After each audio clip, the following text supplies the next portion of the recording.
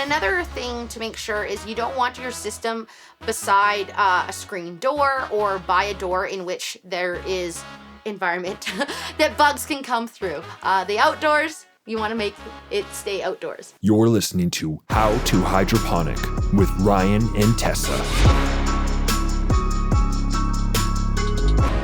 This is episode 9 of our series, and today we're going to be talking about how to pick the perfect spot for your hydroponic system. So there is 4 things that you need to know if you want to set yourself up for success and if you want to grow with very little effort but still grow these large gardens. These are 4 things that we suggest. Yes, and this is, again, all about setting up the right space. And if you set up the right space, it's just going to give you way less work later on. These are the lessons we've learned from making mistakes. And our community. Yes. So number 1 is you want to make sure you have the proper temperature and it's going to be steady. It's consistent. So you want to make sure that the temperature, the ambient temperature around your garden is between 14 to 24 degrees Celsius. If you guys work in Fahrenheit, that is 65 to 75 degrees. And you want to make sure that it is consistent. Yes, so, your garage might be at that, but then in the middle of winter, when you open up the big door, it just floods all this cold air in, and that is not what you want for a hydroponic system.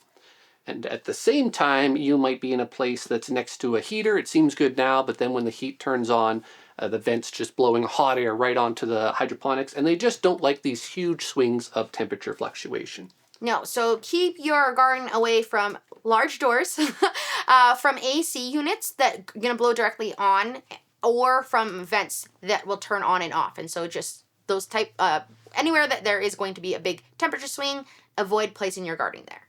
Another one that's very common, that's a mistake people make, is they love to have it, say, in a place in the basement because it's sort of out of the way. But the problem is a lot of times the basements aren't heated on the floor. So that cold concrete is just pulling all the heat out of the water.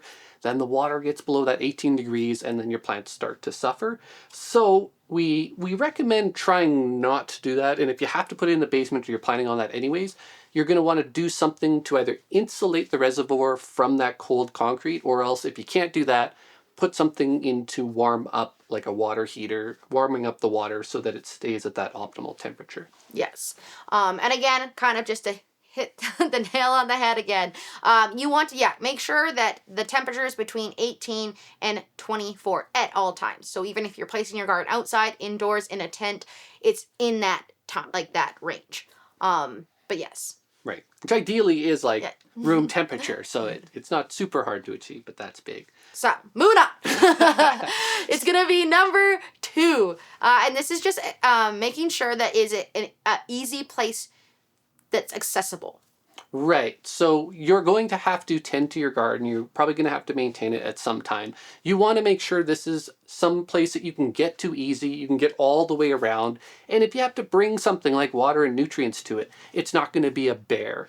And that's just going to make your maintenance so much easier. Yeah. Like a pro tip is just placing it beside a water source, and possibly, if you can, on a main floor, and that's just going to avoid a lot of effort.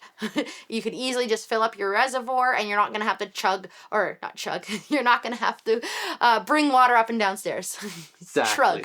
Shrug the water. Yes. I don't know if that's a word either, but we'll run with it. Got it.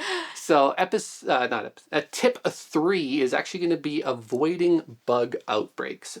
And the big part about this is you want to try and kind of keep the outdoors away from your indoor garden, because for the most part, you're not going to have any issues with your indoor garden having infestations because there's no place for the bugs to come from or live. However, if you bring the outside closer to your indoor garden, now there's a place for bugs to get to it.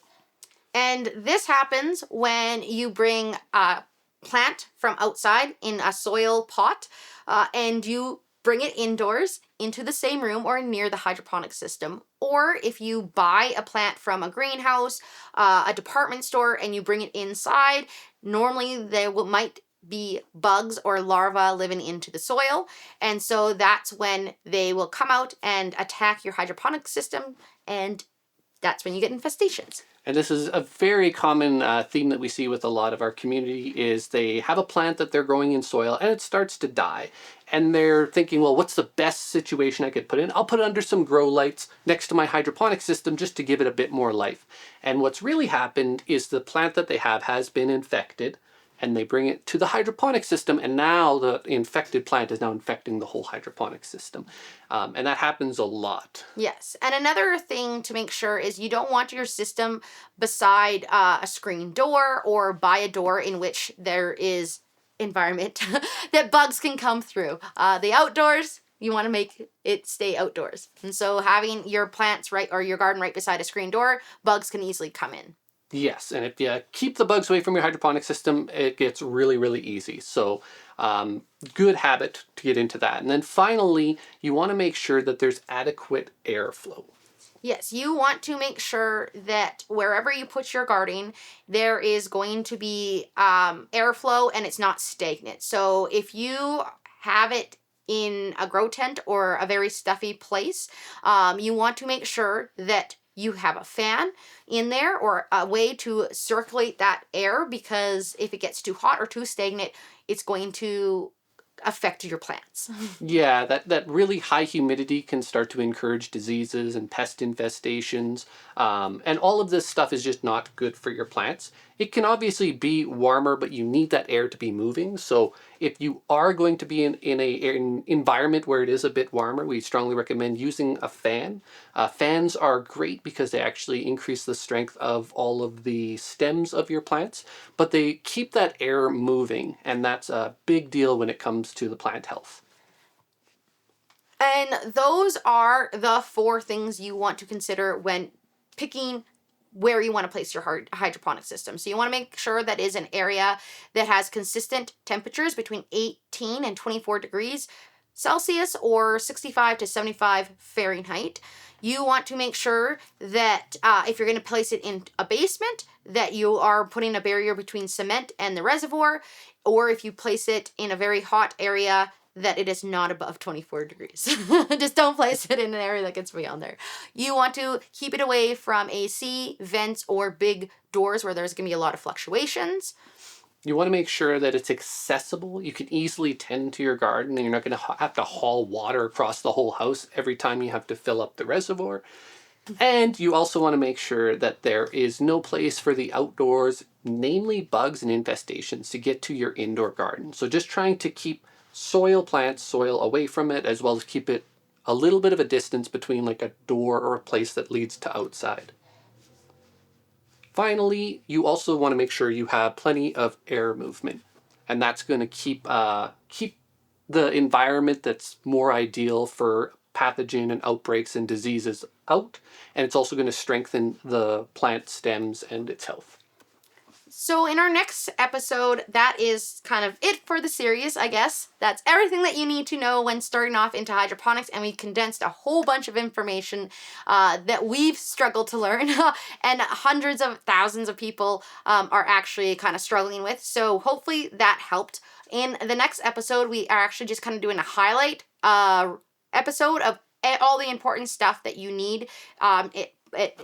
Point form. It's Point form. A summary of everything that we've talked about thus far in a nice condensed version, so that you can kind of be recalled to everything, how it ties together, and you'll be set up in a way that you can actually start growing and know what you're doing so you can succeed.